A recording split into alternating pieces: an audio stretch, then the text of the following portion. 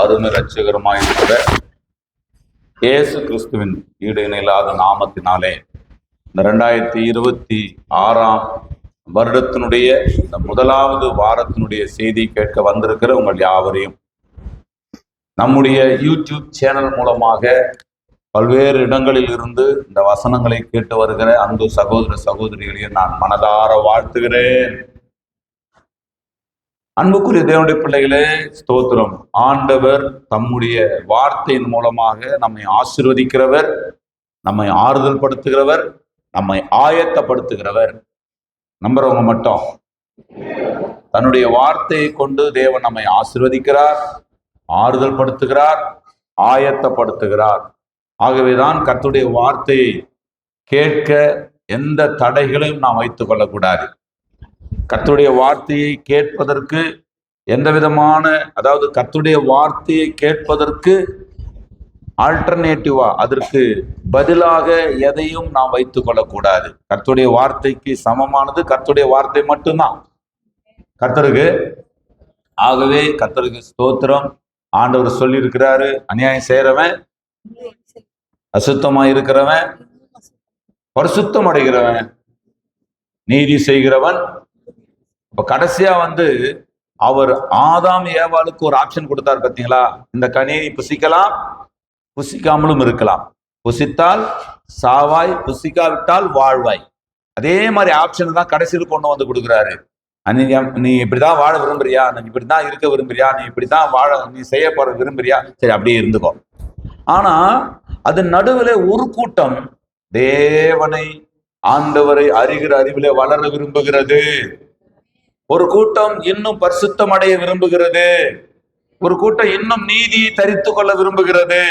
ஒரு கூட்டம் இன்னும் தேவ சித்தத்தை முழுமைப்படுத்த விரும்புகிறது. அப்படிப்பட்ட கூட்டத்தார் இன்னும் அதிகமாய் ஆண்டவரை, ஆமென், ஸ்தோத்திரம், நமக்கு கொடுக்கப்பட்டிருக்கிற இந்த 2026 என்பது நம்முடைய வாழ்நாள்ல ஒரு நாள், ஒரு வருஷம் கூடுகிறது என்பதை விட நாம் செய்ய வேண்டும் என்று தேவன் நியமித்த காரியங்களை செய்வதற்கான வாய்ப்பு நமக்கு இன்னொரு வருஷம் கிடைத்திருக்கிறது என்று அர்த்தம். புரிஞ்சவங்க மட்டும் கரங்களை வைத்து அல்லேலூயா சொல்லுங்க. நாம் இந்த பூமியில வாழ்வதற்கு ஒரு வருஷம் கூட்டி கொடுக்கப்பட்டிருக்கிறது என்பது உண்மை என்றாலும் அதை விட மேன்மையான ஒரு காரியம் என்னவென்றால், நான் தேவனுடைய சித்தத்தை முழுமையாய் செய்து முடிப்பதற்கு எனக்கு ஒரு வாய்ப்பு கொடுக்கப்பட்டிருக்கிறது என்பதாகத்தான் நாம் இதை எடுத்துக்கொள்ள வேண்டும். ஆமென். கர்த்தர் நல்லவராயிருக்கிறார். நீதிமொழிகளின் புஸ்தகம் 3ஆம் அதிகாரம் 1, 2 வசனங்களை நான் உங்களுக்காக வாசிக்கிறேன். என் மகனே, என் போதகத்தை மறவாதே. என் மகனே, என் போதகத்தை மறவாதே. உன் இருதயம் என் கட்டளைகளை காக்க கடவது. உன் இருதயம் என் கட்டளைகளை காக்க கடவது. அவைகள் உனக்கு நீடிய நாட்களையும், அவைகள் உனக்கு நீடித்த நாட்களையும், தீர்க்காயுசையும் சமாதானத்தையும் பெருக பண்ணும். 2ஆம் வசனத்தை நான் வாசிக்கிறேன். நீதிமொழிகளின் புஸ்தகம் 3ஆம் அதிகாரம் 2ஆம் வசனம். அவைகள் உனக்கு நீடித்த நாட்களையும், தீர்க்காயுசையும், சமாதானத்தையும் பெருக பண்ணும். கரங்களை உயர்த்தி ஒரு அல்லேலூயா சொல்லுங்க. இந்த நாளின் செய்தியின் தலைப்பு அதிகமான ஆசீர்வாதங்கள்.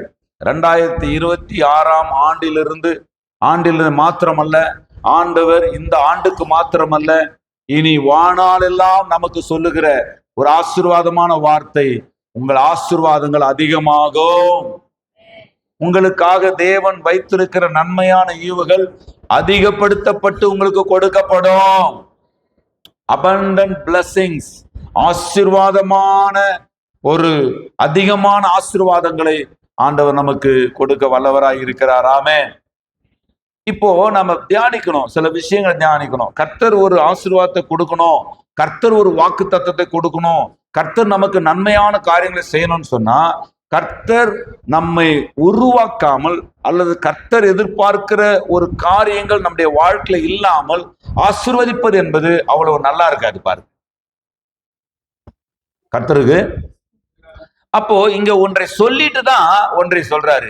2ஆம் வசனத்துக்கு முன்னாடி 1ஆம் வசனத்தை பாத்தீங்கன்னா, என் மகனே, என் போதகத்தை மறவாதே, உன் இருதயம் என் கட்டளைகளை காக்க கடவுது. அவைகள் எவைகள்? என்னுடைய போதனைகளை நீ மறவாமல் உன்னுடைய இருதயத்திலே, உன்னுடைய இருதயமாகிய ஆவியிலே நீ காத்துக்கொள்வாயானால், அந்த போதனையாகிய அந்த இருதயத்திலே காத்துக்கொள்ளுகிற அந்த காரியங்கள் உனக்கு என்னத்தை கொடுக்கும்?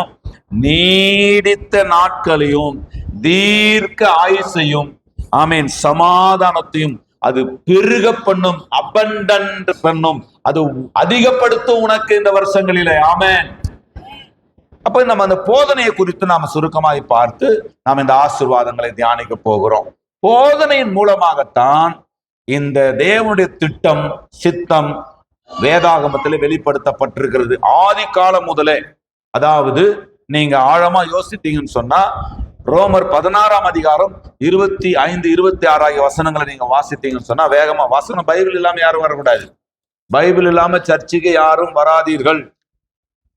ரோமர் 16ஆம் அதிகாரம் அதனுடைய 25ஆம் 26ஆம் வசனத்தை நீங்க வாசித்தீங்கன்னா, நான் வாசிக்கிறேன். ஆதி காலம் முதல், நல்லா புரிந்து கொள்ளணும், அடக்கமாயிருந்து இப்பொழுது தீர்க்க தரிசன ஆகமங்களினாலே அனாதி தேவனுடைய கட்டளையின்படி வெளியரங்கமாக்கப்பட்டதும் சகல ஜாதிகளும் விசுவாசத்திற்கு கீழ்ப்படியும்படிக்கு அவர்களுக்கு அறிவிக்கப்பட்டதுமாயிருக்கிற ரகசியத்தை வெளிப்படுத்துகிறதான இயேசு கிறிஸ்துவை பற்றிய பிரசங்கமாகிய என் சுவிசேஷத்தின்படியே உங்களை ஸ்திரப்படுத்த வல்லவரும். அப்படியானால் நன்றாய் கவனித்துக் கொள்ளணும், நாம் தற்செயலாக ரட்சிக்கப்பட்டவர்கள் அல்ல, தற்செயலாக சபை கூடி வருகிறவர்கள் அல்ல, தற்செயலாக ஏதோ ஒரு மார்க்கத்துல மதத்துல வந்து நாம் சேர்ந்து விடவில்லை.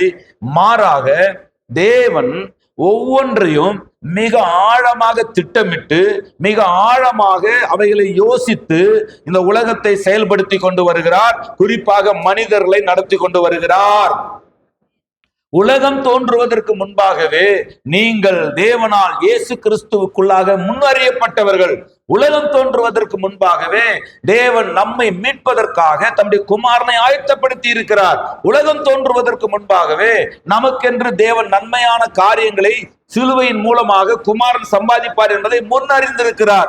ஆகவேதான் எபேசியர் புஸ்தகத்துல 1ஆம் அதிகாரம் 3ஆம் வசனம் சொல்லுகிறது, அவர் உன்னதங்களிலே ஆவிக்குரிய சகல ஆசீர்வாதங்களினாலும் நம்மை ஆசீர்வதித்திருக்கிறார் என்று சொல்லிவிட்டு 4ஆம் வசனத்துல, மேலும் நாம் அன்பில் பரிசுத்தம் உள்ளவர்களும் குற்றமில்லாதவருமாய் இருப்பதற்கு அவர் உலக தோற்றத்துக்கு முன்னே கிறிஸ்துவுக்குள் நம்மை தெரிந்து கொண்டார் என்று முடிக்கிறார். அப்படியானால் நன்றாய் புரிந்து கொள்ளுங்க, நீங்கள் தற்செயலாக ஏதோ ஒரு நன்மைக்காக, ஏதோ ஒருவருடைய அன்பை பார்த்து, ஏதோ ஒருவருடைய காரணங்களுக்காக, ஏதோ ஒரு அற்புதங்களை பார்த்ததினால் நீங்க சபைக்குள்ள வரல.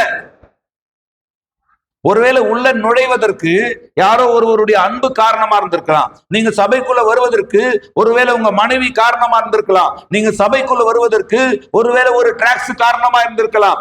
ஆக ஏதோ ஒன்றின் மூலமாக நீங்க சபைக்குள்ள வந்திருக்கலாம். ஆனால் சபைக்குள்ள வந்திருக்கிற உங்களுடைய இருதயம் ஒன்றை புரிந்து கொள்ள வேண்டும். நான் ஏதோ ஒரு காரியத்தால் தற்செயலாக நான் ரட்சிக்கப்பட்டவன் அல்ல. உலகம் தோன்றுவதற்கு முன்பாகவே தேவனால் திட்டமிடப்பட்டு ஆச்சரியமான விதங்களிலே யோசிக்கப்பட்ட ஒரு ஜீவாத்மா, நித்தியமான தேவனால் நித்தியத்தில் வாழும்படிக்கு நித்தியத்தில் தீர்மானிக்கப்பட்ட நித்தியமானவர்கள் நாம். அப்படியானால் கர்த்தர் தம்முடைய ஆதீனத்தில் வைத்திருக்கிற அந்த திட்டங்களை, அதை அழகுபடுத்துவதற்கு, ஆண்டவருடைய யோசனைகளை, ஆண்டவருடைய ஆமென் ஸ்தோத்திரம் சிந்தனைகளை, ஆண்டவருடைய திட்டங்களை எதன் மூலமா வெளிப்படுத்தி இருக்கிறார்னா, அவர் போதனைகளின் மூலமாய் அதை வெளிப்படுத்தி இருக்கிறார். ஆபிரகாம் கிட்ட நீங்க வாங்க, ஆதியாகமம் 18ஆம் அதிகாரம் 19ஆம் வசனத்துக்கு நீங்க வந்தீங்கன்னு சொன்னா, ஆதி முதலாகவே ஆண்டவர் எப்படி செயல்பட்டு இருக்கிறார் பாருங்க. ஆதி முதலாகவே ஆண்டவர் எப்படி செயல்பட்டு இருக்கிறார்னு பாருங்க. ஆதியாகம புஸ்தகம் 18வது அதிகாரம் 19ஆம் வசனத்தை பார்த்தீங்கன்னா, கர்த்தர் ஆபிரகாமுக்கு சொன்னதை நிறைவேற்றும்படியாய், எல்லாரும் எடுத்துக்கொண்டீங்களா? ஆதியாகமம் 18ஆம் அதிகாரம் 19வது வசனம். கர்த்தர் ஆபிரகாமுக்கு சொன்னதை நிறைவேற்றும்படியாய் அவன் தன் பிள்ளைகளுக்கும் தனக்கு பின்வரும் தன் வீட்டாருக்கும் நீங்கள் நீதியையும் நியாயத்தையும் செய்து கர்த்தருடைய வழியை காத்து நடவுங்கள் என்று கட்டளையிடுவான் என்பதை அறிந்திருக்கிறேன் என்றார். அப்படியானால் எதன் மூலமாக? பழைய ஏற்பாட்டு காலத்துல அல்லது நீங்க வேதாகமம் இல்லாத காலங்கள் என்பது வேதாகமத்தின் காலங்கள் என்ன? காலங்களின் திருத்துவம் என்ன? காலங்களின் திருத்துவம் என்ன? பைபிள் ஸ்டடிக்கு வரமாட்டோம், பைபிளை படிக்க மாட்டோம். அட்லீஸ்ட் ஞாயிற்றுக்கிழமை சர்ச்சுக்கு வரும்போதாவது பைபிளை ஒழுங்கா கொண்டு வரோமானா கொண்டு வர மாட்டோம். அப்படியே கொண்டு வந்தாலும் அதை சொல்ற வசனங்களுக்கு நேராக திருப்புவோமானா திருப்ப மாட்டோம். அப்புறம் என்னதான் புரியும்? பாஸ்டர் என்ன சாப்பிட்றாரு, என்ன போட்டுங்கிறாரு, என்ன வாங்குறாரு, என்ன வைக்கிறாரு, என்ன எடுக்கிறாரு, இது மட்டும் தான் புரியும். நான் பேசுறது புரியுதுங்களா? பாஸ்டர் 19 மாசம் ரேஷன் அரிசி சாப்பிட்டதெல்லாம் புரியாது. 16 வருஷம் பாத்ரூம்ல அது வீட்டுல குடியிருந்தாரு, அதெல்லாம் தெரியாது. இதெல்லாம் உங்களுக்கு புரியணும் ஐயா. கர்த்தர் நல்லவர். நல்லவரா கெட்டவரா? சிந்திங்க கொஞ்சம். காலங்களின் திருத்துவம் என்ன? நியாயப்பிரமாணத்துக்கு முற்பட்ட காலம், நியாயப்பிரமாண காலம், நியாயப்பிரமாணத்துக்கு பிற்பட்ட காலம். சொல்லுங்க. நியாயப்பிரமாணத்துக்கு முற்பட்ட காலம், நியாயப்பிரமாண காலம், நியாயப்பிரமாணத்துக்கு பிற்பட்ட காலம். அப்படியானால் இந்த நியாயப்பிரமாணத்துக்கு முற்பட்ட காலம் என்பது ஆதாமிலிருந்து மோசே வரைக்கும், அதாவது வேதமே இல்லாத காலம். வேதம் எழுத்தின்படியாக இல்லாமல் போனது. எழுத்தின்படியாக, பிரிண்ட் இல்லாமல், ஒரு எழுத்து வடிவத்திலே வேதம் இல்லாத ஒரு காலம். ஆனால் எழுத்து வடிவத்தில் இருப்பதற்கு முன்பாக இந்த வேதத்து எந்த வடிவத்தில் இருந்தது? எழுத்து வடிவத்தில் வருவதற்கு முன்பாகவே இந்த வேதம் எந்த வடிவத்தில் இருந்தது? வேத வசனத்தை குறித்து யோவான் சொல்லும் பொழுது தேவனுடைய வார்த்தையானது ஜீவனும் ஆவியுமாயிருக்கிறது. அப்படியானால் ஆவி வடிவத்திலே ஆண்டவருடைய ஆவியானவர் பரிசுத்தவான்களுடைய இருதயமாகிய ஆவியிலே ஆண்டவருடைய வார்த்தையை வெளிப்படுத்தி வந்தார், பேசி வந்தார், உணர்த்தி வந்தார், நடத்தி வந்தார். அப்படிப்பட்ட காலத்திலேயே ஆபிரகாமை குறித்து ஆண்டவர் இங்கே ஆவியானவர் மூலமா எழுதி வைத்திருக்கிறார்.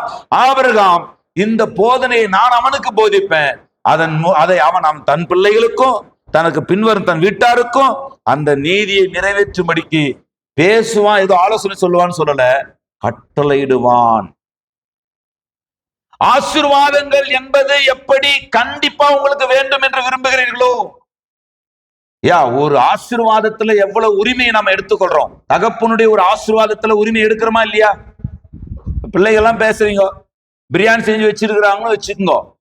3 பேர் உள்ள ஒரு வீட்டுல நாங்க ஊருக்கு போறோம், பசி எடுத்தா போட்டு சாப்பிட்டுங்க அப்படின்னு சொல்லிட்டு பெற்றோர் போயிடுறாங்கன்னு வச்சுக்கோங்க. இப்போ யாராவது கொஞ்சம் சோறு போட்டு விடுங்களா அப்படின்னு கேட்பீங்களா? நீங்களே போய் போட்டு சாப்பிடுங்களா? சரி, இந்த 3 பிள்ளைகள் 4 பிள்ளைகள் வச்சுக்கோங்க, இல்ல 5 பிள்ளைங்க வச்சுக்கோங்க. வந்து சாப்பாடு எடுக்கும் பொழுது நல்லா புரிந்து கொள்ளுங்க, உரிமையா எடுப்பாங்களா இல்ல பயந்து பயந்து எடுப்பாங்களா? அப்பனா அந்த பிதாக்களுடைய அந்த சுதந்திரத்துல அவர்களுக்கு என்ன உண்டு? என்ன, நான் சாப்பாடு போட்டு சாப்பிட்டா என்ன வேணான்ற, நான் கொத்தான் புள்ள அப்படின்னு சொல்லுவோமா சொல்ல மாட்டோமா? சொத்து பங்கிடும் பொழுது ஒருத்தருக்கு விட்டு பங்கிட முடியுமா? அது அவங்களுக்கு உரிமை இருக்குதா இல்லையா? பிதாக்களுடைய செல்வத்திலும் ஆசீர்வாதத்திலும் உரிமை இருக்கிற மாதிரி பிதாக்கள் கொடுக்கிற கட்டளைகளிலும் பிள்ளைகளுக்கு உரிமைகள் உண்டு, அல்லது பிள்ளைகளுக்கு அதுல பங்கு உண்டு. பெற்றவர்களுடைய ஐஸ்வர்யம் வேண்டும், பெற்றவர்களுடைய வீடு வேண்டும், பெற்றவர்களுடைய வாகனம் வேண்டும், பெற்றவர்களுடைய பணம் வேண்டும், பெற்றவர்களுடைய செல்வங்கள் செழிப்புகள் வேண்டும். பெற்றவர்களுடைய கட்டளை மட்டும் வேண்டாம் என்றால் அது துரோகம் அல்லவா? பெற்றவர்கள் ஒழுங்குபடுத்துகிற காரியத்தை ஏற்றுக்கொள்ள மாட்டேன் என்றால் அது தேவனுக்கு விரோதம் அல்லவா? ஆண்டவர் ஆபிரகாமுக்கு சொல்றாரு, ஆபிரகாமுக்கு நான் சொல்லுகிற அந்த போதனையை ஆபிரகாம் எல்லாருக்கும் வந்து ஆண்டவர் சொல்லணும்ன்ற அவசியம் இல்லை. ஆண்டவர் தன்னுடைய சித்தத்தை ஒருவருக்கு வெளிப்படுத்தி அநேகருக்கு அதை தெரியப்படுத்த விரும்புகிறார். அப்ப ஆபிரகாமுக்கு ஆண்டவர் சொல்றாரு, அதை அவன் செய்வான், அவன் கட்டளையே போடுவான். போதனை தான் நல்லா புரிந்து கொள்ளணும். போதனையின் மூலமாகத்தான், போதனையை கற்றுக்கொள்வதும் காத்துக்கொள்வதும் தான் வாக்குத்தத்தமான ஆசீர்வாதங்களை அனுபவிப்பதற்கான சிறந்த வழி. தேவனுடைய ஆசீர்வாதத்தை உண்மையாய் நீங்கள் அனுபவிக்க வேண்டுமானால் தேவனுடைய போதனையை கற்றுக்கொள்ளணும், காத்துக்கொள்ளணும். தேவனுடைய போதனைகளை நீங்கள் கற்றுக்கொள்ளும் பொழுது உங்களுடைய தீர்க்காயுசு, உங்களுடைய நாட்கள் அதிகமாக்கப்படும், உங்களுடைய வாழ்நாள் அதிகமாக்கப்படும். தேவனுடைய போதனையை நீங்கள் கற்றுக்கொள்ளும் பொழுது உங்களுடைய தீர்க்காயுசு அதிகமாக்கப்படும். தேவனுடைய போதனையில் நீங்கள் கற்றுக்கொள்ளும் பொழுது உங்களுடைய சமாதானம் பெரிதா இருக்கும். எனக்கு நீடித்த நாட்களும் தீர்க்காயுசும் சமாதானமான காரியம் பெருகணும்னு விரும்புறவங்க மாத்திரம் கரங்களை உயர்த்தாலே சொல்லுங்க பார்க்கலாம். அப்படியானால் கர்த்தர் பெருக்கமான ஆசீர்வாதங்களை சபைக்கு கொடுக்க விரும்புகிறார். தேவன் பெரியவரா இருந்தால் அவர் கொடுக்கிறது சின்னதா இருக்குமா? தேவன் பெரியவர் என்றால் அவர் கொடுப்பது பெருசா இருக்குமா சின்னதா இருக்குமா? பெரியவைகளை காண்பாய், பெரிய காரியங்களை செய்வார், பெரிய காரியங்களை உனக்காக செய்வேன் என்று இப்படி பெரிய காரியங்களை abundant blessings தான் ஆண்டவர் வேதத்துல வாக்கு பண்ணி இருக்கிறார். இந்த abundant என்கின்ற ஆங்கில வார்த்தையினுடைய தமிழ் அகராதியில பாத்தீங்கன்னா நிறைய வார்த்தைகள் போடப்பட்டிருக்குது. அதுல ஒண்ணு மிகுதியான ஆசீர்வாதங்கள் பெருகும். நம்ம மேல தேவனுடைய ஆசீர்வாதம் பெருகி கொண்டே இருக்க வேண்டும். ஏராளமான ஆசீர்வாதங்கள், பெருக்கமான ஆசீர்வாதங்கள், நிறைவான ஆசீர்வாதங்கள், அமோகமான, இப்படி பல வார்த்தைகள் பயன்படுத்தப்பட்டிருக்குது. இவைகள் என்ன பண்ணுமா? கிடைக்காதான், பெருகுமா. கர்த்தருக்கு ஆண்டவர் நீதிமொழிகளை வாசித்து இல்லையா, அது கிடைக்கும்ன்றாரா பெருகுன்றாரா? அப்படியான நல்லா புரிந்து கொள்ளுங்க.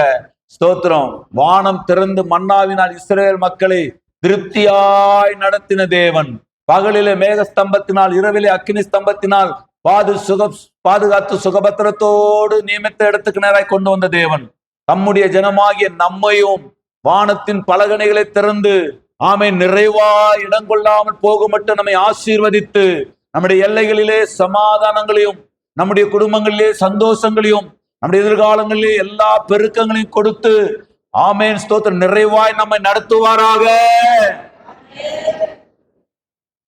ஆனா இந்த ஆசீர்வாதமாகிய நீடித்த நாட்களும் இந்த தீர்க்காயுசும் இந்த சமாதானமும் பெருக வேண்டுமானால் 1ஆம் வசனத்தை நம்ம கவனிக்கணும். நீதிமொழிகள் 3:2 நம்ம வாழ்க்கையில நிறைவேறணும்னு சொன்னா நீதிமொழிகள் 3:1 நம்ம கவனிக்கணும். இப்ப வாசிங்க நீதிமொழிகள் 3:1. என் மகனே, என் மகனே, என் போதகத்தை மறவாதே. முதல்ல என்ன செய்யணும்?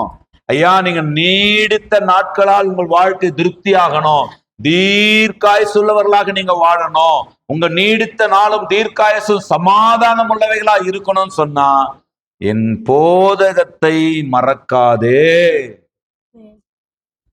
போதனைகளை, பிரசங்கங்களை நீங்கள் ஒருவேளை மறந்துடலாம், பிரசங்கங்களை மறந்துடலாம், ஆனா டீச்சிங்க மறக்கவே கூடாது. பிரீச்சிங்க மறந்துடலாம், அது அந்த சமயத்துக்கானது. பிரீச்சிங் என்பது, பிரசங்கம் என்பது, செய்தி என்பது அந்த நாளுக்கானது, அந்த வாரத்துக்கானது, அந்த சந்தர்ப்ப சூழ்நிலைக்கு ஏதுவாக பேசப்படுகிறது. ஆனால் டீச்சிங் ஆகிய போதனை என்பது அந்த நாளுக்கானதல்ல, அது வாழ்நாளுக்கானது.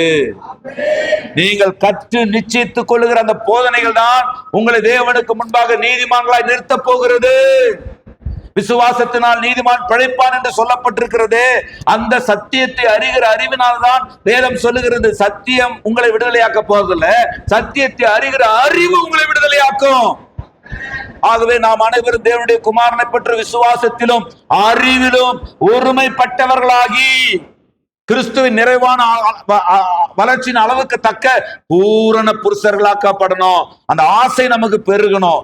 இதை செய்தா என்னங்க வெறும் போதனையை போதிச்சுட்டு இருக்கிறாரு, போதனை போதனை போதனை, இறையல் இறையல் இறையல், கோட்பாடு கோட்பாடுன்றாரு. எங்களுக்கு ஆறுதல் வராதா? எங்க குடும்பங்களுக்கு பிரச்சனைகள் இருக்குதே தீராதா? வியாதிகளோடு வரமே, எங்களுக்கு ஒரு ஆறுதல் சொல்லக்கூடாதா? நான் சொல்றேன், மாய்மாலமான மனிதனுடைய வார்த்தைகள் உங்களுக்கு வேணுமா? அல்லது போதனைக்கு நீ செவி கொடு, போதனையை நீ மறக்காதே, போதனையை நீ காத்துக்கொள், உன் நாட்களை நான் நீடித்திருக்க பண்ணுவேன் என்கின்ற தேவனுடைய வாக்குத்தத்த ஆசீர்வாதம் வேண்டுமா?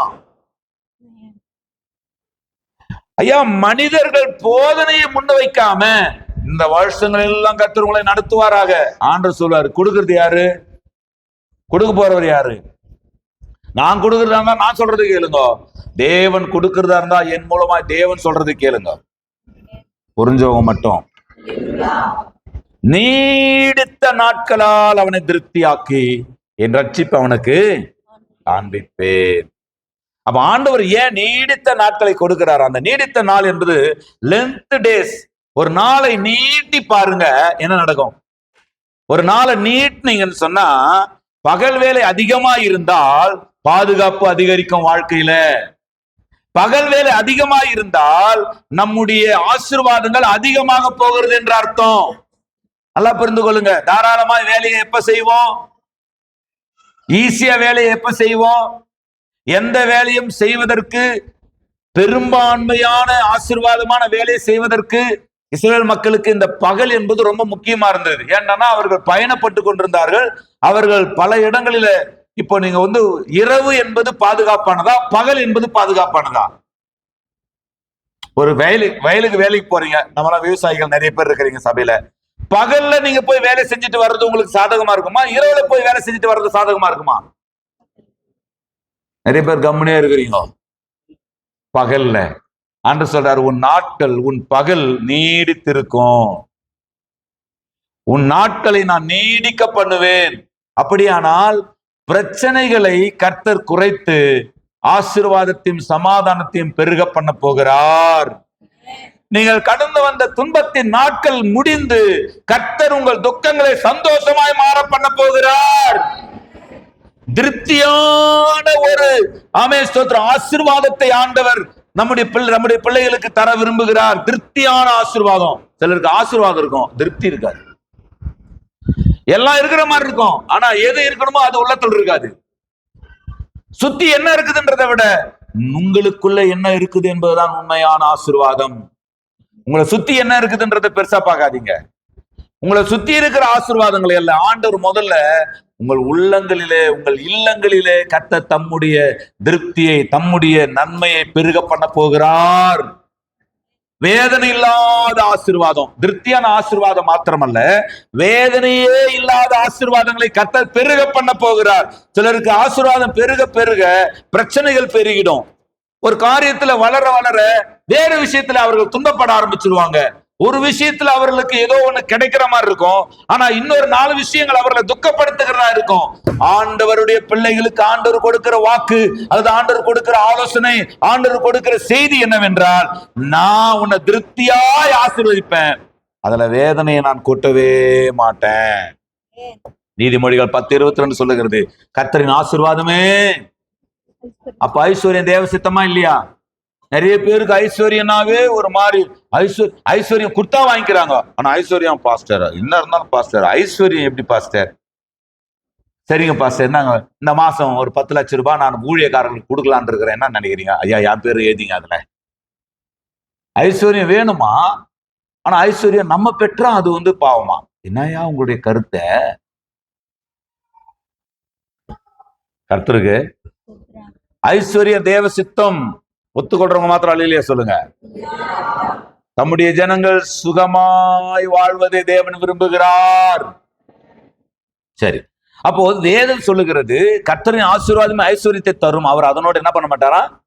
வேதனையுள்ள ஐஸ்வர்யம் வேண்டாம் நமக்கு. வேதனையுள்ள ஐஸ்வர்யத்தை அல்ல, கர்த்தர் வேதனை இல்லாத ஐஸ்வர்யத்தை பெருக பண்ண போகிறார். நாள் நீடித்திருந்தால், பகல் நீடித்திருந்தால் நமக்கு கிடைக்கிற முதல் ஆசீர்வாதத்துக்கான வாய்ப்புகள் அதிகமாக்கப்படுகிறது. ஆசீர்வாதத்துக்கான வாய்ப்புகள், அநேக சமயங்கள வாய்ப்புகள் இல்லாமல் நாம தவிக்கிறோம். வேலையில ஒரு வாய்ப்பு இல்லை இல்லையா?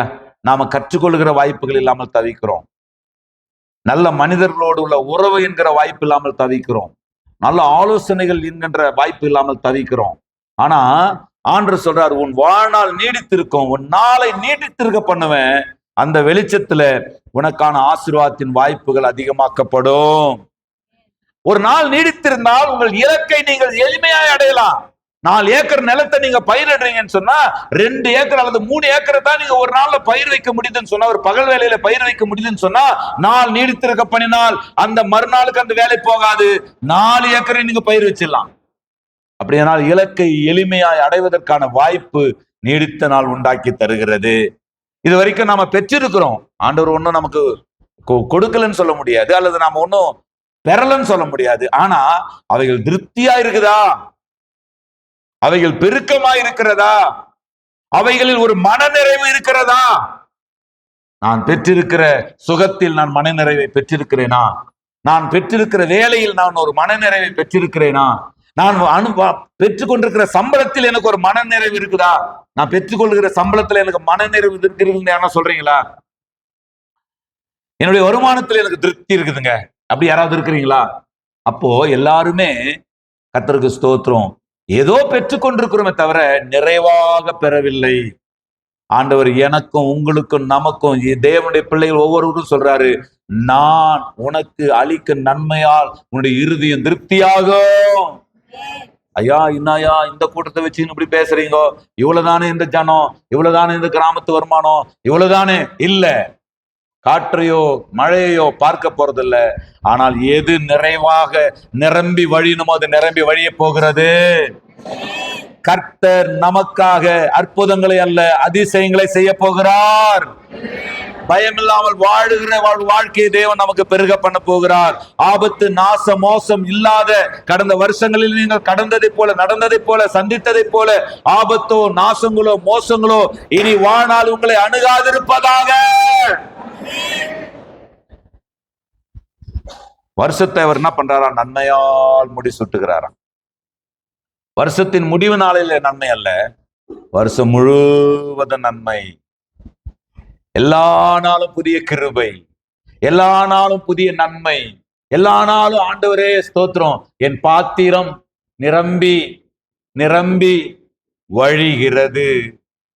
நீங்க சொல்லணும், ஐயோ கடன் வாங்கி தான் பாஸ்டர் நான் வாழ்க்கையை ரன் பண்றேன். நான் சொல்றேன், நீயோ கடன் கொடுப்பாய் கடன் வாங்காதிருப்பாய்.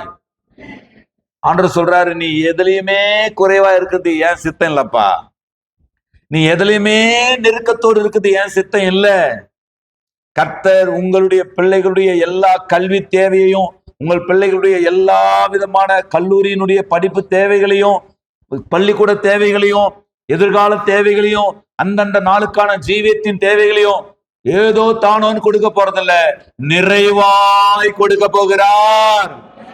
விசுவாசிக்கிறவர்கள் மாத்திரம் கரங்களை உயர்த்தி ஆமென் என்று சொல்லுங்க பார்க்கலாம். 2026 ஆண்டுக்கான செய்தி அல்ல. ஆண்டவர் நீங்க ஆழமா கவனிச்சீங்கடான்னு சொன்னா, ஆண்டவர் வருஷத்தை ஒரு வருஷத்தை மட்டும் வெளியே கொண்டு வந்து இஸ்ரவேல் மக்களை நடத்திட்டு 39 வருஷம் நீங்க எப்படியாவது சமைச்சு சாப்பிட்டுங்கன்னு சொன்னாரா? தேவன் நியமித்த காரியங்கள் நடந்து முடிக்கிற வரைக்கும், தேவன் நியமித்த இடத்துக்கு போய் நாம சேருகிற வரைக்கும், தேவன் நமக்கென்று ஏற்படுத்தி இருக்கிற தெய்வீக திட்டங்கள் நிறைவாய் முடிகிற வரைக்கும் கர்த்தர் ஒவ்வொரு வருஷமும் வித்தியாசமாய் ஆசீர்வாதமாய் நம்மை நடத்த போகிறார். நாட்கள் நீடித்திருக்க பண்ணுகிறது மாத்திரமல்ல, தீர்க்காயுசை கொடுப்பாராம். ஸ்தோத்திரம். ஆசீர்வாதத்துல பெரிய ஆசீர்வாதம் 2 தான் நான் கண்டு கொண்டது வரைக்கும். நான் கண்டுபிடிச்சதுல, அதாவது இறையில் அறிவுள்ளவர்களுக்கு நான் பேசுகிறது நல்லா புரியும். 2 தான் பெரிய ஆசீர்வாதம். ஒண்ணு ரொம்ப நாள் வாழறது, 2வது ஆரோக்கியமா வாழறது. புரிஞ்சவங்க மட்டும். ரொம்ப நாளைக்கு வாழணும் கர்த்தருடைய பிள்ளைகள்லாம். ஆண்டவரே என்னை எடுத்துக்குங்க, ஆண்டவரே என்ன சாதிச்சு முடிச்சிட்டாங்கன்னு தெரியல, நிறைய பேர் எடுத்துக்குங்கன்றாங்க. என்னையா சாதிச்சு முடிச்ச? பிள்ளைங்களுக்கு கல்யாணம் பண்ற வரைக்கும் நான் உயிரோடு இருந்தா போதும். சிலர் சொல்றது, பிள்ளைங்களுக்கு கல்யாணம் பண்ற வரைக்கும் நான் உயிரோடு இருந்தா போதும், அப்புறம் நான் உன் பிள்ளைகளின் பிள்ளைகளையும் இஸ்ரவேலுக்கு உண்டாக சமாதானத்தை, அதான் இஸ்ரவேல் மக்களுக்குரிய ஆசீர்வாதம். நான் சொல்ல, உன் பிள்ளைகளின் பிள்ளைகளின் பிள்ளைகளையும் நீ காண்பாய். இல்லையா? சொல்லுங்க. உங்க வியாதிகளை பற்றி, உங்க வியாதி, இந்த வியாதி வந்தா 10 வருஷம் தான், இந்த வியாதி வந்தா 8 வருஷம் தான், இந்த வியாதி இவ்வளவா, எத்தனாவதா, அத்தனாவதா, நம்ம விசுவாசிகளே பேசுவாங்க பாருங்க. ஐயோ பிரதர், மோசமான வியாதி பிரதர், இந்த வியாதி வந்துச்சுன்னா பிரதர், அதுவும் இந்த பக்கம் வந்துச்சுன்னா பிரதர், லெப்ட்ல வந்தா கூட பரவாயில்ல பிரதர், ரைட்ல வரக்கூடாது பிரதர். இந்த மாதிரியான கந்தையான பேச்சுங்கள் எல்லாம் இந்த வருஷத்துல பேசப்படாது. கர்த்தருக்கு, கர்த்தர் நல்லவர், இதை மாற்றப் போகிறார். கர்த்தர் நல்லவர், தீமையினால் நம்மை சோதிக்கிறவர் அல்ல, பொல்லாங்கினால் நம்மை வருத்தப்படுத்துகிறவர் அல்ல. ஒரு நாளும் தேவன் தம்முடைய ஜனங்களுக்கு ஆமென் வருத்தத்தை கொடுத்து அவர்களை திருத்த போவதே இல்லை. வார்த்தை கொடுத்து மட்டும்தான் திருத்த போகிறார். ஒத்துக்கிறீங்களா? தோத்திரம். தீர்க்காயுசு என்பது பராமரித்து பரலோகம் போய் சேர்வதை காட்டுகிறதாம். உதாரணமா நீங்க 2 ராஜாக்களின் புஸ்தகம் எழுதி கொள்ளுங்க. 3ஆம் அதிகாரம் 13ஆம் 14ஆம் வசனத்தை நீங்க பாத்தீங்கன்னா, 2 ராஜாக்களின் புஸ்தகம் 3ஆம் அதிகாரம் 13ஆம் 14ஆம் வசனத்தை நான் வாசிக்கிறேன். கர்த்தருக்கு ஸ்தோத்திரம். 2 ராஜாக்களின் புஸ்தகம் 3ஆம் அதிகாரம்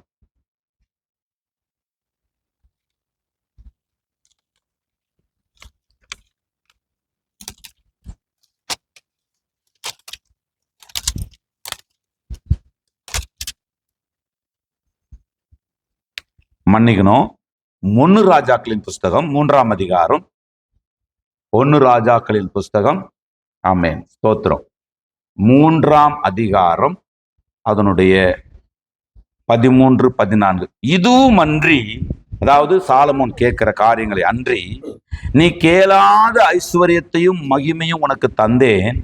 உன் நாட்களில் இருக்கிற ராஜாக்களில் ஒருவனும் உனக்கு சரியானவன் இருப்பதில்லை. உன் தகப்பனாகிய தாவீது நடந்தது போல நீயும் என் கட்டளைகளையும் என் நியமங்களை கைக்கொண்டு என் வழிகளில் நடப்பாயாகில் உன் நாட்களையும் நீடித்திருக்க பண்ணுவேன். கரங்களை உயர்த்தி. சாலமோன் என்ன கேட்டாருன்னா, ஆண்டவரே, நான் போக்குவரத்து அறியாத சிறு பையனா இருக்கிறேன்.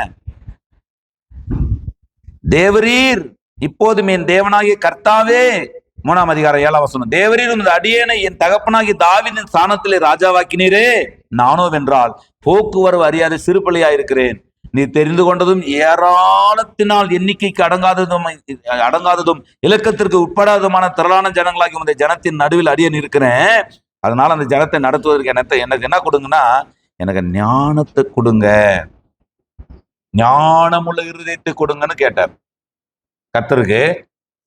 இப்ப ஆண்டு சொல்றாரு, எப்பா 14ஆம் வசனத்துல, உன் தகப்பனாகிய தாவீது நடந்தது போல நீ என் கட்டளைகளை என் நியமங்களை கை கொண்டால் நீ கேட்ட ஞானத்தையும் கொடுப்பேன், நீ கேட்காத ஐஸ்வர்யத்தையும் தீர்க்காயுசையும் உனக்கு பெருக பண்ணுவேன்.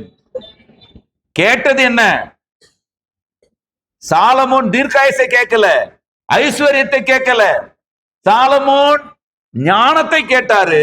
ஆண்டவர் ஒரு ஆலோசனையோடு ஐஸ்வர்யத்தின் வாசல்களை திறந்து கொடுத்தார். என்ன கொடுக்கிறாரு? எப்பா, நீ உன் தகப்பனாகிய தாவீது நடந்தது போல என் கட்டளைகளையும் என் கற்பனைகளை கை கொண்டால் நீ கேட்ட பத்தியா ஞானம், அதையும் கொடுப்பேன். நீ கேளாத ஐஸ்வர்யத்தையும் மகிமையும் கனத்தையும் நீடித்த நாட்களையும் உனக்கு பெருக பண்ணுவேன். நீங்க விசுவாசிங்க. என்ன கையில் இருக்குதுன்றத பார்க்காதீங்க, என்ன வாக்கு தத்தம் நமக்கு கொடுக்கப்பட்டிருக்குது என்பதை பாருங்கள். நம்முடைய பலன் என்ன பார்க்க கூடாது, நம்முடைய சம்பாத்தியம் என்ன, நம்முடைய வருமானம் என்ன, நம்மை சுற்றி இருக்கிற நமக்கு ஆதரவாக இருக்கிற மக்கள் யார் என்பதை பார்க்க கூடாது. 5 அப்பம் 2 மீன் தான். தேவை பெருசு, இருப்பது ரொம்ப சின்னது.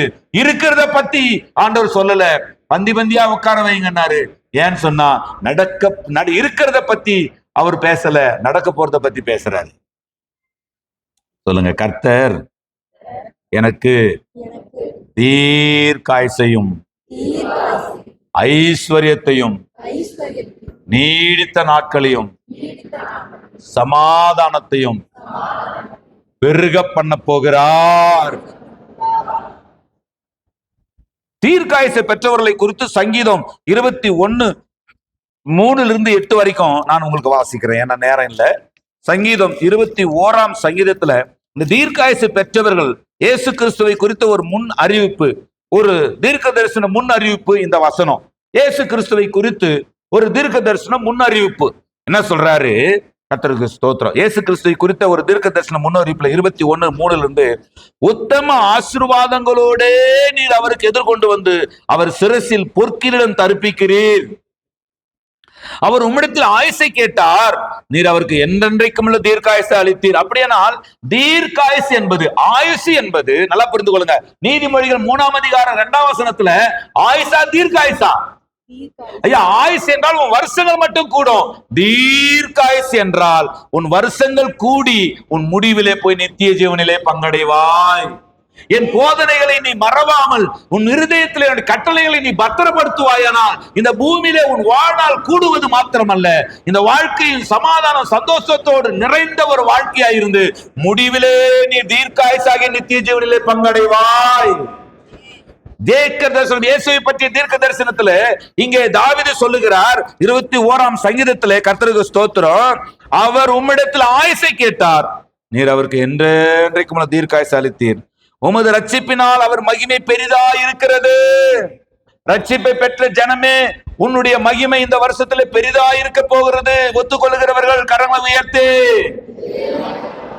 தம்முடைய ஜனங்களுடைய மகிமை, தம்முடைய ஜனங்களுடைய சமாதானம், தம்முடைய ஜனங்களுடைய சந்தோஷம், தம்முடைய ஜனங்களுடைய உண்மை, தம்முடைய ஜனங்களுடைய இளைப்பாறுதலை ஆண்டவர் பெருக பண்ண போகிறார்.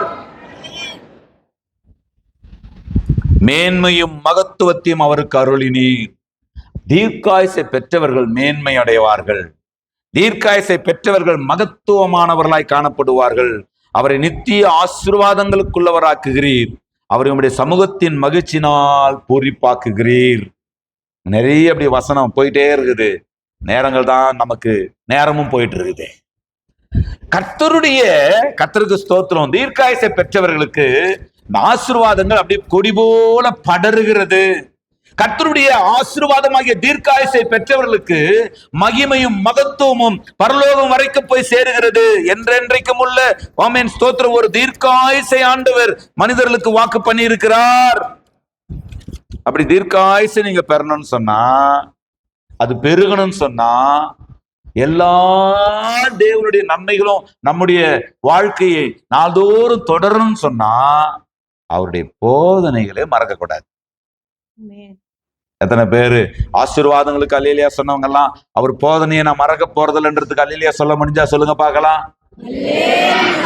கர்த்தர் எனக்கு தேவனுடைய வார்த்தை, வாய் யாருதுன்னு பார்க்காதீங்க, வார்த்தை யாருதுன்னு பாருங்க. வாய் யாருடையது என்பதை நீங்க பார்க்க கூடாது, அந்த வாயிலிருந்து புறப்படுகிற வார்த்தை யாருடையது.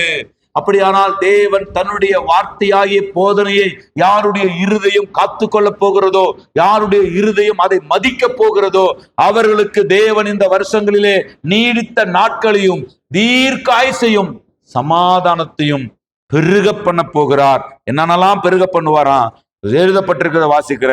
தீர்க்காயுசை பெற்றவர்கள், கர்த்தருக்கு ஸ்தோத்திரம், தீர்க்காயுசை பெற்றவர்கள் மேன்மை அடைவார்கள். தீர்க்காயுசை பெற்றவர்கள் நித்திய ஆசீர்வாதங்களுக்குரியவர்களாய் காணப்படுவார்கள். தீர்க்காயுசை பெற்றவர்கள் தேவ சமூகத்துல போகும்பொழுது மகிழ்ச்சியாயிருக்கும். இறையல் சத்தியத்தை அறிந்தவர்கள், நீங்க நல்லா புரிந்து கொள்ளணும், இறையல் சத்தியம் அறியாதவர்கள் பப்ளிக்ல பெருசா பேசுவாங்க.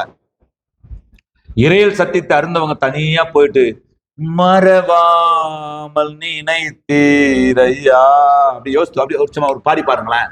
அப்படியே அப்படியே வந்து அப்படியே அப்படியே அப்படியே பாலும் பழமும் தேனும் அப்படியே எல்லாமே சேர்ந்து அப்படி வந்து அப்படி நைஸா வாயில விழுந்தா அப்படி நைஸா உள்ள போகும் பாருங்க. அந்த மாதிரி தேவனுடைய பிரசன்னம் இருக்கிறது. நீங்க எல்லாம் கும்பலா வரும்பொழுது ஆனந்த களிப்புள்ள உதடுகளால் பாடுறோம், மகிழ்கிறோம், சந்தோஷப்படுகிறோம். ஆனால் இறையல் சத்தியத்தை நீங்கள் அறிய அறிய அறிய தெளிவடைய தெளிவடைய தெளிவடைய அதுல உறுதியாய் நிற்க நிற்க நிற்க உங்களுடைய தேவனோடு உள்ள உறவு, அந்த தேவ சமூகம் என்பது ஆனந்தம், பேரானந்தம், நித்திய ஆனந்தமாய் மாறிவிடும். அது மாத்திரமல்ல, தேவ தயவு கிடைக்குமா உங்களுக்கு? தேவ தயவு என்பது எதை குறிக்கிறது தெரியுமா? ஸ்தோத்திரம். கர்த்தருடைய பிள்ளைகளே, தேவ தயவு என்பது நாம் நாம் தண்டிக்கப்பட வேண்டிய இடங்களில் எல்லாம் இந்த நித்திய தீர்க்காயுசை பெற்றவர்களுக்கு தேவ தயவு கிடைக்குமா? ஆண்டவர் அவர்களை நிறைய விஷயங்களை கண்டுகொள்ளாமல் அவர்களை ஆமென் ஸ்தோத்திரம் தன்னுடைய பாதைகளில நடத்திட்டு இருப்பாரு. நான் கை பிடிச்சு நடத்திட்டு இருப்பாரு. தண்டிக்கணும், என்ன பண்றது? இப்போ தண்டிக்கணும், என்ன பண்றது? அவன் தயவு பெற்றவனா இருக்கிறான், அதனால அவனை தண்டிக்க முடியாது. அவனை திருத்ததான் முடியுமே தவிர தண்டிக்க முடியாது. நீங்கள் தேவனுடைய போதனைகளை இருதயத்திலே காத்து தேவனுடைய போதனைகளை மறக்காமல் இருந்தால், தண்டிப்புக்கு ஏதுவான காரியங்கள் வாழ்க்கையில் இருந்தாலும் ஆண்டவர் அதை தண்டிக்காமல் உங்களை மன்னிப்பதற்கான வாய்ப்புகளை உருவாக்கி தருவார். புரிஞ்சவங்க மாத்திர கரங்களை உயர்த்து. அது மாத்திரமல்ல, சத்துருக்கள் எல்லாம் நீங்கி போவார்களாம். சத்துருக்கள் எல்லாம் நீங்கி போவார்களாம். சங்கீதம் 21 போய் வீட்டுல வாசிங்க. சத்துருக்கள் இல்லாமல் போவார்கள். தேவனுடைய தீர்க்காயசை பெற்ற தேவ ஜனமே, உன் சத்துருக்கள் உன் வழிகளிலே உன் வழிகளிலே, ஆமென் ஸ்தோத்திரம், கர்த்தருடைய சமூகம் உனக்கு முன்பாக போக போகிறது. உன் வழிகளில் இருக்கிற எல்லா தடைகளையும் கர்த்தர் மாற்ற போகிறார். உன் பிரயாணங்களில் இருக்கிற எல்லா தடைகளையும் கர்த்தர் மாற்ற போகிறார். உன் வழிகளில் இருக்கக்கூடிய பால சிங்கங்களையும் வலு சர்ப்பங்களையும் நீ மிதிக்க போகிறாய்.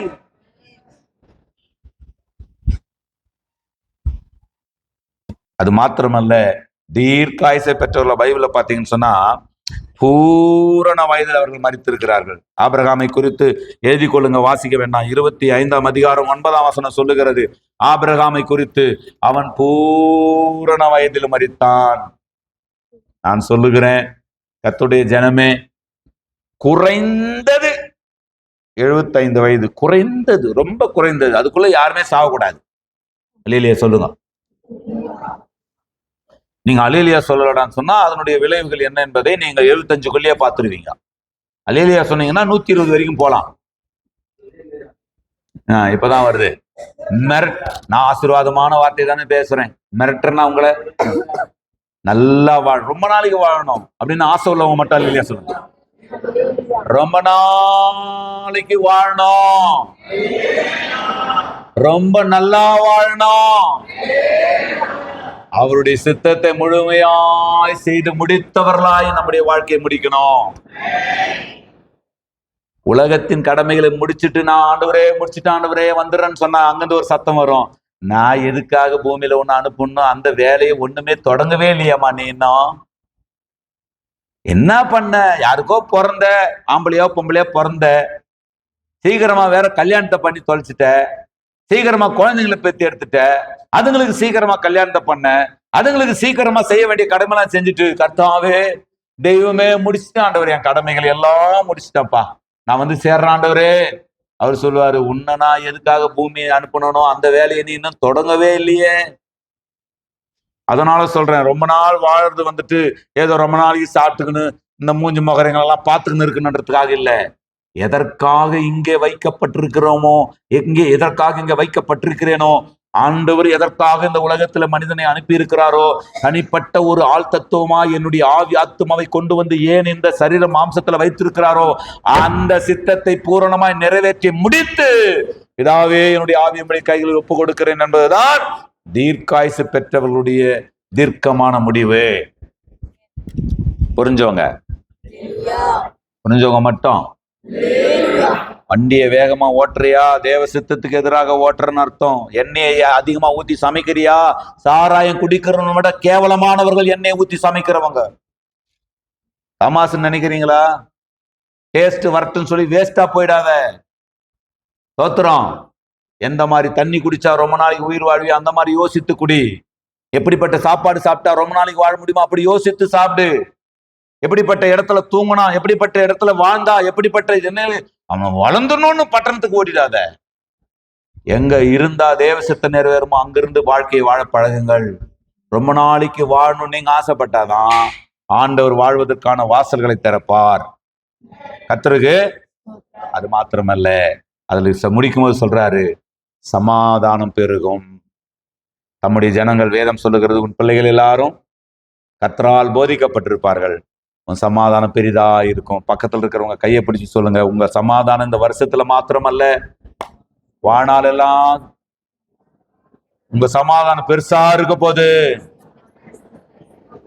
சிரிச்சுக்கினே சொல்லுங்க, சமாதானம் பெருசா இருக்க போது. பின்னா இப்போ அப்படி இல்லை, கொஞ்சம் ஜாலியா சொல்லுங்க, கொஞ்சம் சிரிப்பா சொல்லுங்க. சொல்லுங்கப்பா.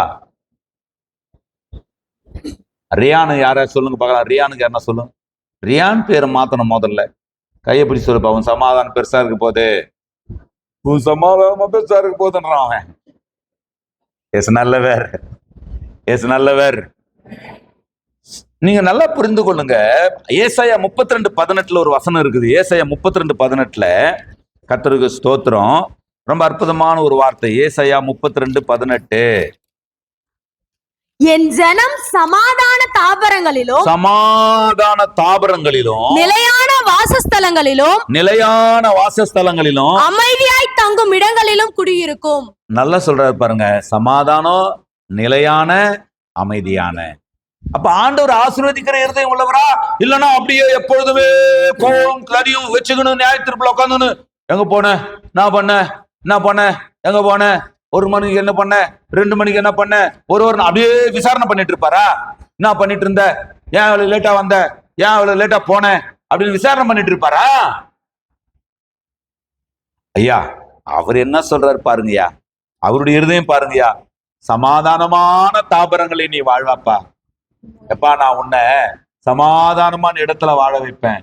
ஒருவேளை நீ இருக்கிற இடம் சமாதானம் இல்லாமல் இருந்தாலும், ஆமேன் ஸ்தோத்திரம், கர்த்தர் யுத்தங்களை ஓய பண்ணி, ஆமேன் ஸ்தோத்திரம், ஆண்டவர் என்ன பண்ணுவாராம், யுத்தங்களை தடுத்து அதை ஓய பண்ணி அந்த இடத்துல சமாதானத்தை கட்டளையிடுவாராம். அல்லேலூயா. பூமி நிலை மாறி மலைகள் விலகினாலும் கர்த்தர் தம்முடைய ஜனங்கள் இருக்கிற இடத்தை சமாதானம் உள்ளவைகளாக்க போகிறார். யுத்தங்களை தடுத்து அவர் நிறுத்தி, உங்கள் வாழ்க்கையில நடக்கிற யுத்தங்கள், உங்களுடைய இடங்களிலே நடக்கிற யுத்தங்கள், அந்நிய ஜனங்களால் நடக்கிற யுத்தங்கள், எல்லா விதமான பிரச்சனைகளுக்கும் விலக்கி உங்கள் வாழ்க்கையை சமாதானம் உள்ளவைகளாய் மாற்றப் போகிறார்.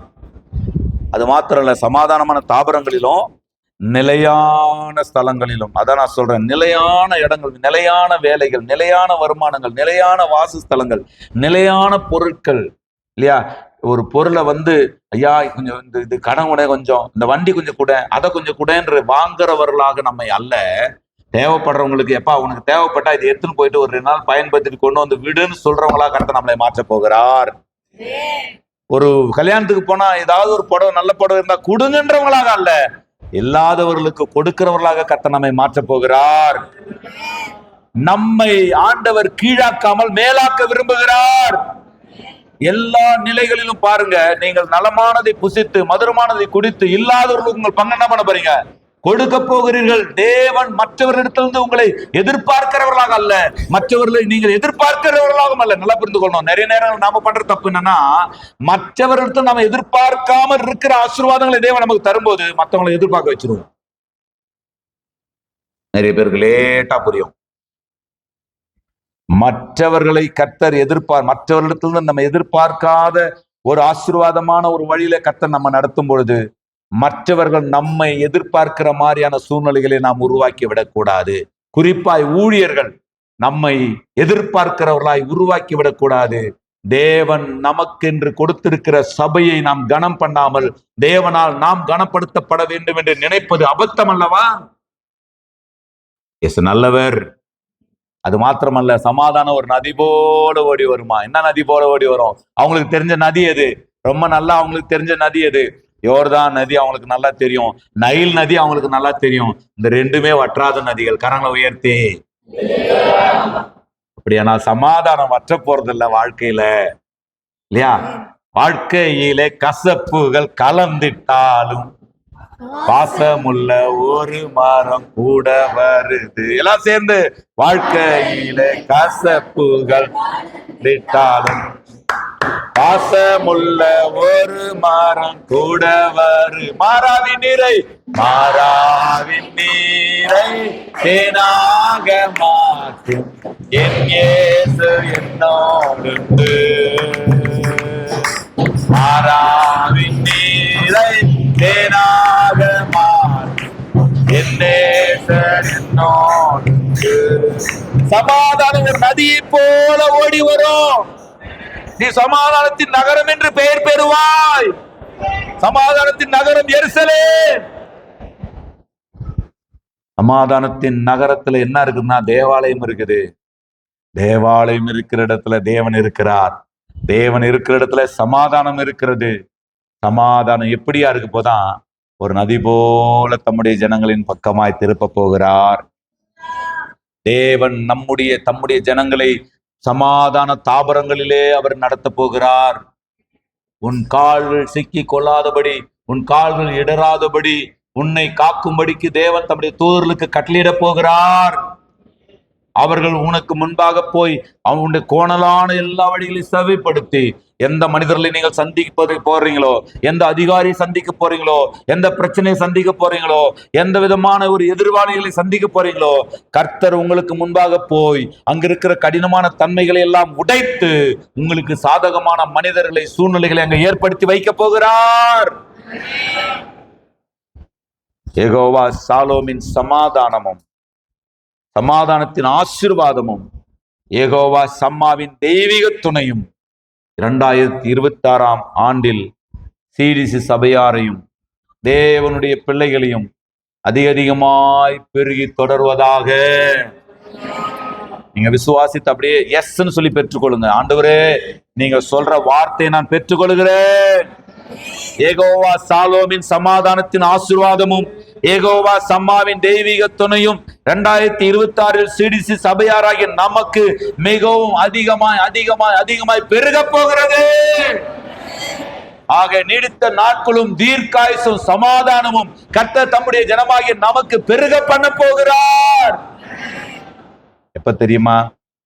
அவருடைய போதனைகளை நீங்கள் மறக்காமல், அவருடைய கட்டளைகளை உங்கள் இருதயங்களிலே காத்து கொள்ளும் பொழுது, இந்த யெகோவா சாலோமின் சமாதானத்தின் ஆசீர்வாதத்தையும், யெகோவா சம்மாவின் தெய்வீக துணையையும் இந்த 2026 மாத்திரமல்ல, வானாலெல்லாம் நம்மை பெற்று நாம் பெருகி நாம் ஆண்டவருக்கு மகிழ்ந்து ஆண்டவருக்கு மகிமையா இந்த பூமியில வாழ பரிசுத்த ஆவியானவர் நமக்கு உதவி செய்வாராக. எல்லாரும் எழுந்து நிற்கலாம். அல்லேலூயா. நன்றி ஆண்டவரே, நன்றி தகப்பனே, நன்மை செய்தீரே. நன்றி தகப்பனே, கைதடி. நன்மை செய்தீரே. நன்றி பலி இடங்கட்டுவோம். அல்லேலூயா. நன்மை செய்தார். நன்மையாயிருங்கள்.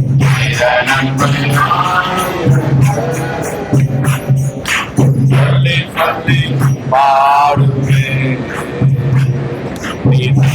நன்மை ஆயிருங்கள். நான் சொல்லி சொல்லி பாடுவே. நன்றி தகப்பனே, நன்றி தகப்பனே, நன்மை தேடினே. நன்றி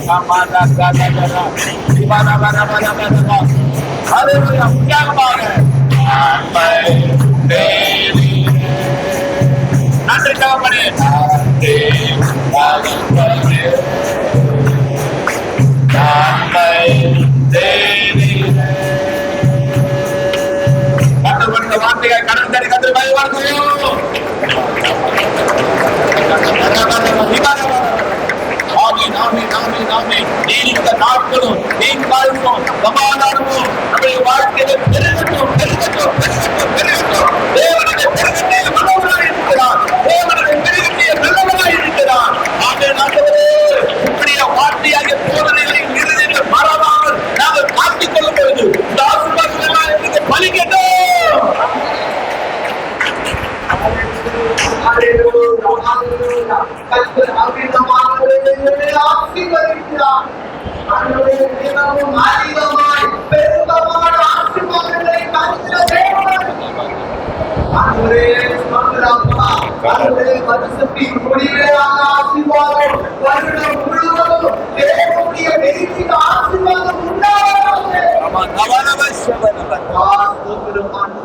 தொடர்ந்து ஆண்டவரே உம்முடைய கட்டளைகளை, ஆண்டவரே தேவனுடைய போதனைகளை நாங்கள் மறவாமல் இருப்பதாக. அதே மூலமாக ஆண்டவரே நித்திய ஆசீர்வாதத்தையும், ஆண்டவரே பூமிக்குரியதான ஆண்டவரே இம்மைக்குரிய ஆசீர்வாதத்தையும் ஆண்டவரே பெருக்காய் நாங்கள் ஆசீர்வதிக்கப்படுவோமாக. தொடர்ந்து ஆசீர்வதிக்கிறார். எல்லா துதியும் கனத்தையும் மகிமையும் மாட்சிமையும் மகத்துவத்தையும் ஆண்டவராகிய இயேசு கிறிஸ்துவின் நாமத்தில் உமக்கே நாங்கள் செலுத்தி ஜெபிக்கிறோம் நல்ல பிதாவே. ஆமென். ஆமென். எல்லாம் சேர்ந்து சொல்லலாமா? என் ஆத்துமாவே, சத்தமா சொல்லுங்க. பரிசுத்த நாமத்தை ஸ்தோத்திரி. என் ஆத்துமாவே கர்த்தரை ஸ்தோத்திரி. கர்த்தர் செய்த சகல உபகாரங்களை மறவாதே. ஆமே. நம்முடைய கர்த்தராய் இருக்கிற இயேசு கிறிஸ்துவினுடைய கிருபையும் பிதாவாகிய தேவனுடைய அன்பும் பரிசுத்த ஆவியானவருடைய ஐக்கிய வழிநடத்துதலும் சமாதானமும் நம் அனைவரோடும் சகல பரிசுத்தவான்களோடும் இந்த 2026ஆம் ஆண்டு முழுவதிலும் செமையாய் நம்மை நடத்துவதாக. அல்லேலூயா, அல்லேலூயா, அல்லேலூயா. ஒருவர் வாழ்த்திக் கொள்ளுங்கள். கர்த்தருடைய ஆசீர்வாதம். ஆமென்.